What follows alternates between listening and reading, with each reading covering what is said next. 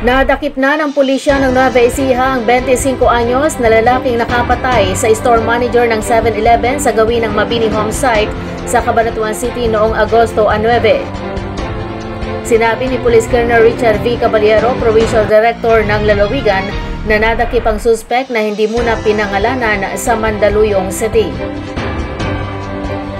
Ayon sa pulisya, masusing imbestigasyon ang kanilang isinagawa at dahil na rin sa tulong ng mga CCTV ay naging matagumpay ang isang koordinado at masusing hot pursuit operation katuwang ang Provincial Intelligence Unit NEPO, ang Pag-asa Substation 1 Mandaluyong City, EPD at NCRPO para madakip ang suspect sa pinagtaguan nito sa Barangay Daang Bakal, Mandaluyong City.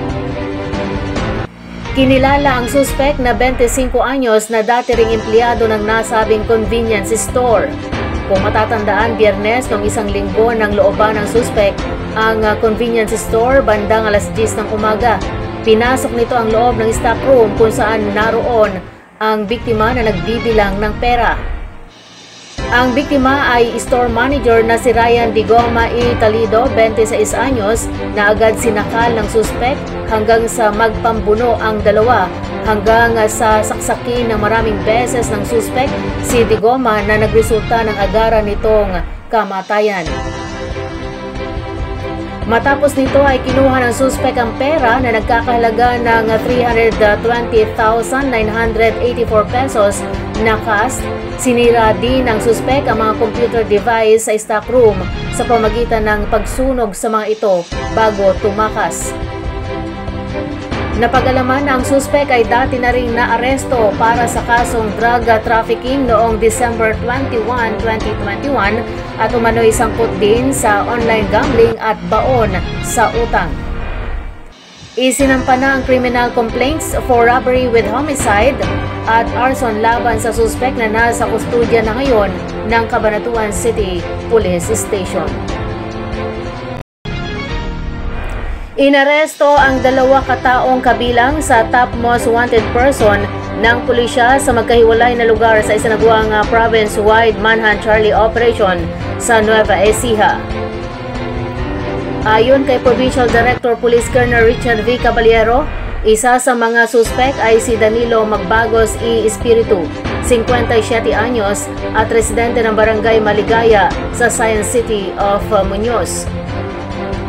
Pinusasan si Mabagos sa isinagawang police operation ng pinagsanib na puwersa ng Science City of Muñoz Police Station na siyang lead unit at ng Sablayan Police Station Occidental, Mindoro. Si Mabagos ay nakatala bilang top 1 most wanted person sa parehong provincial at municipal level ng Occidental, Mindoro.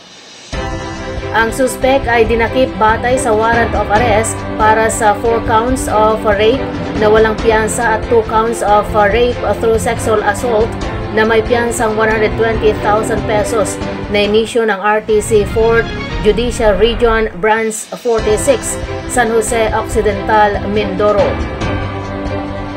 Samantala sa hiwalay na operasyon, dinakip naman ng Quezon Municipal Police Station kasama ang 2nd Provincial Mobile Force Company si Kenneth Martin Bernardo E. de la Cruz, 23 anyos na residente ng Barangay Dulong Bayan sa Quezon.